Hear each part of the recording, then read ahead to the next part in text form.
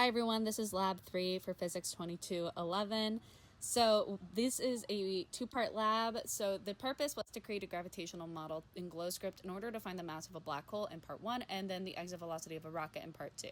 The models used was the force by gravitation, the velocity update formula, position update formula, momentum principle, and the force formula, which is all listed there in their given spots. So the mass of the black hole was eventually calculated to be 1.8409 e to the 34th kilograms, and then the exit velocity of the spaceship was calculated to be 2,108.71 meters a second. And the system for part 1 is the planet, and the system for part 2 is the ship. The surroundings for part 1 is the black hole and space, and the surroundings for part 2 is the planet and the moon. These both vary depending on where your focus is on in the particular code, because if you look closely, especially for part 2, the code will show that the moon can also be seen as a system of its own. So it just depends on where you're looking, that the system and surroundings can vary. So then the code for part 1, the initial velocity was calculated using our email addresses. Basically, we took the characters from our personal email addresses, and then that outputted the initial velocity, and then the other initial conditions were previously given.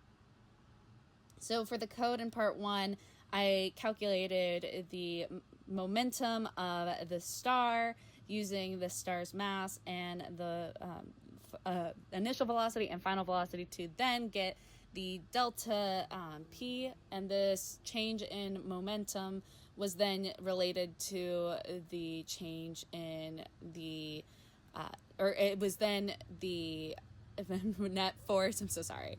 And then this was used to calculate the mass of the black hole using the gravitational formula, but solving for the mass. So then this is the resulting simulation. As you can see on the elliptical orbit, as the planet gets closer to the black hole, the magnitude of the gravitational force increases, which is to be expected. And then you can see the resulting mass of the black hole as well. So then for part 2 of the code, the initial conditions were already given except for the initial exit velocity. This was then expanded upon to calculate the force of gravity on the moon and on the ship.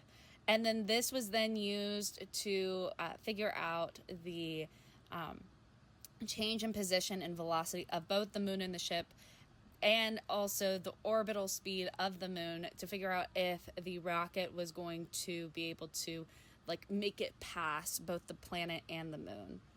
So this is the resulting simulation. It gave us that the initial speed of the rocket ship was 2,108.71 meters a second, and the moon orbital speed was 668.331 meters a second. So what does this all mean? Basically, you have a parallel and perpendicular component for both the net force and the momentum change. And even though net force and momentum change are technically equal, they are very different with how the parallel and perpendicular components interact with them, and what they represent for them. So for the net force, the parallel component represents a push or pull that's tangent to the motion, versus the momentum change is the rate of change of the magnitude. And then there is also a physical change where you see the speeding up or slowing down the motion. And then for the perpendicular component of net force, it is the centripetal force, so pushing back into the middle of the circle. And then for the momentum change, this is the rate of change of the direction, and this causes the turning on the path. So what if we were to add a planet, black hole, and star all together? We would need to calculate the gravitational interactions between all of the objects in the system. In addition, the masses, distances, and gravitational constants would all need to be present in order to set the initial conditions. There would be the dominant interactions between the highest mass objects, and the greater the mass, the greater the gravitational force. Similarly, differing radii would also impact the amount of interaction. That interaction contributes to the system, as a smaller radius would cause a higher gravitational force. And then possible errors. I'm so sorry I saved this till the end. The code could have had errors that impacted the calculations but not the running.